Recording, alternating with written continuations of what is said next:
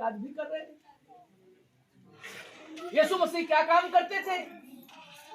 लिखा बैतनिय्याह, जबूलून, नप्ताली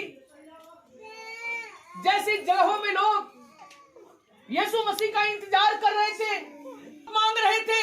लोगों को मौत नहीं मिल रही थी, मगर जैसे यीशु मसीह से मुलाकात हुई, लोगों के ऊपर ज्योति चमकी और लोग चंगे हो गए। लोगों ने ज्योति को अपने आंखों से देखा। वो ज्योति कोई और नहीं था, वो ज्योति यीशु मसीह था। यीशु मसीह ने कहा कि हम जगत की ज्योति हैं। यीशु मसीह ने कहा सत्य और मार्ग और जीवन मैं हूं, बिना मेरे द्वारा कोई पिता के पास नहीं पहुंच सकता, बिना मेरे द्वारा कोई पिता के पास नहीं पहुंच सकता। और इसलिए ये घटना कोई कोने में नहीं घटित हुई थी।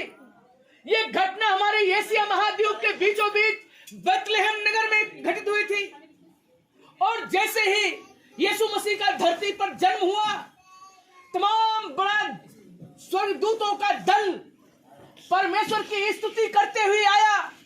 कहा कि आकाश में परमेश्वर की महिमा हो और पृथ्वी पर उन मनुष्यों से प्रसन्न शांति हो, क्योंकि जगत का उद्धार करता धरती पर आ चुका है।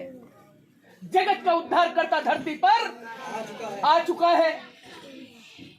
और इसलिए मैं बताना चाहता हूं मेरे भाई मेरी बहन, क्रिसमस एक ऐसा त्योहार है जो दुनिया की सारी जातियां मिलकर के मनाती हैं।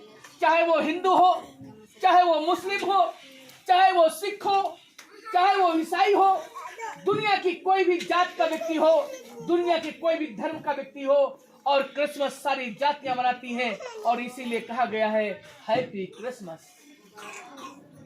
जब मजूसियों का पूरा दल जब राजा हेरोदेस के पास में पहुंचा, राजा हेरोदेस से पूछा कि राजा का जन्म कहां हुआ, उसको हम सिजदा करने आए हैं। राजा घबरा गया कि राजा का जन्म। राजा ने तुरंत फरमान जारी किया कि तमाम शास्त्री फरीसी लोग बुलाए जाए और ये कहा जाए कि राजा का जन्म कहां होना चाहिए। कहा राजा का जन्म बेथलेहम में होना चाहिए, यहूदिया के बेथलेहम में होना चाहिए। राजा डर गया। राजा ने क्या किया, जब मजूसी लोगों से कहा ठीक है जाओ पता लगाओ, जब तुम्हें पता चल जाए हमको भी बताओ। जैसे वहां गए, किसी ने सोना चढ़ाया, किसी ने मुर्र चढ़ाया, किसी ने लोबान चढ़ाया। और जब सब लोगों ने सोना मुर्र लोबान चढ़ा चुके, तो परमेश्वर के दूत ने कहा तुम्हें राजा हेरोदेस पास जाने की जरूरत नहीं है, तुम सीधे दूसरे रास्ते से तुम निकल जाओ।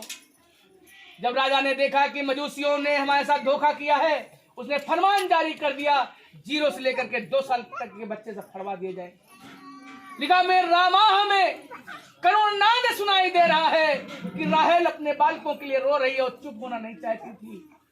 और ये यिर्मयाह भविष्यवक्ता ने 600 साल पहले भविष्यवाणी कर दी थी कि जब ये जगत का उद्धार करता आएगा, उसके पहले 0 से लेकर के 2 साल तक साइज के बच्चों को फड़वा डाला जाएगा। और वो इसलिए रो रही को दुनिया में है ही नहीं। लिखा है जब मजूसियों का जत्था देखा, राजा घबरा गया।